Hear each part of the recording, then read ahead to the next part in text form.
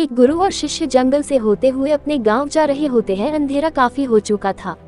शिष्य ने अपने गुरु से कहा कि गुरु की काफी रात हो चुकी है, अगर आप कहें तो आज की रात यही आसपास के किसी गांव में गुजार ले। गुरुजी ने अपना सर हिलाया और वो आसपास के गांव में एक छोटे से घर के पास जाकर रुके।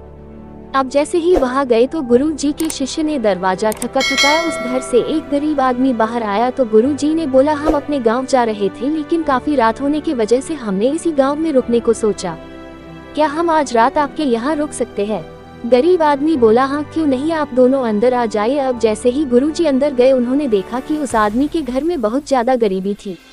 गुरुजी ने उससे पूछा कि आप काम क्या करते हो? वह गरीब आदमी बोला कि मेरे पास बहुत सारी जमीन है। तो गुरुजी ने बोला, अगर तुम्हारे पास बहुत सारी जमीन है तो इस तरह से क्यों रह रहे हो?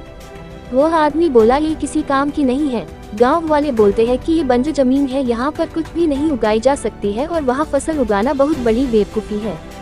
गुरुजी ने बोला कि तुम्हारा गुजारा कैसे होता है? उसने बोला कि मेरे पास एक भैंस है जिससे मेरा पूरा घर चलता है। ये सुनने के बाद गुरुजी सो जाते हैं और रात में जब सब लोग सो रहे होते हैं तब गुरुजी अपने शिष्य को उठाते हैं और उस गरीब आदमी की भैंस लेकर अपने गाँव चले जाते हैं।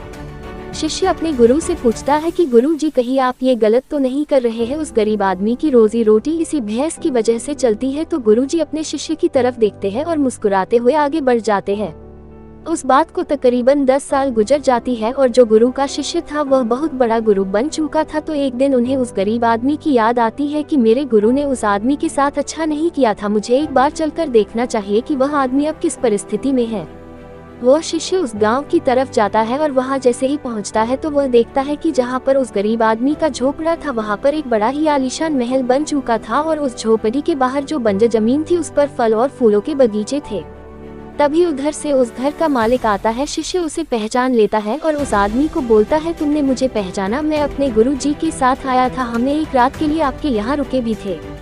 वो आदमी उसे पहचान लेता है और बोलता है कि उस रात में आप कहाँ चले गए थे? और उस रात के बाद ही मेरी भैंस कहीं चली गई थी, मेरे पास कोई रास्ता नहीं था, तो मैंने अपनी जमीन पर मेहनत की और फसल निकल आई और आज मैं इस गांव का सबसे बड़ा और सबसे अमीर आदमी बन चुका हूँ।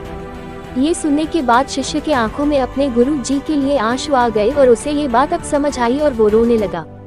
इस कहानी से हमें ये सीख मिलती है कि हमारे अंदर ऐसी बहुत सी टैलेंट छुपी हुई है लेकिन हमें कोई ना कोई चीज़ रुका कर रखी है। वो आपके फैमिली वाले भी हो सकते हैं, आपको जॉब भी हो सकती है, कुछ और भी हो सकता है। देखिए, आपके पास भी तो भैंस की जैसी कोई दूसरी चीज़ तो नहीं है जिसने आपको आगे बढ़ने से रोक कर रखा है।